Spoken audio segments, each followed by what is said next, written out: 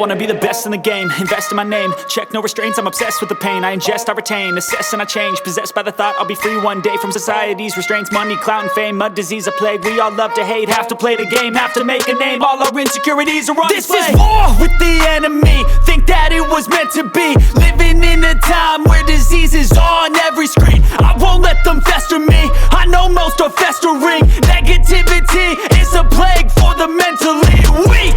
No mercy, all I got is working. Never stop searching, never quench the thirsty. I'm toxic and psychotic, with this logic you can't stop it. It's been chronic since I was a boy, so neurotic and chaotic. Built to last with the webs I'm weaving. I could change the past with all I'm achieving. Got my foot on gas, never stop competing. If you break like glass, then this life's gonna eat 'em. Make mistakes real fast, then you learn how to beat 'em. If you take off the cast, you can see all the healing. If the pain's in the past, move on from the grave and put your foot on the gas. No, never stop competing, yeah. I've been doing this, I'm on it.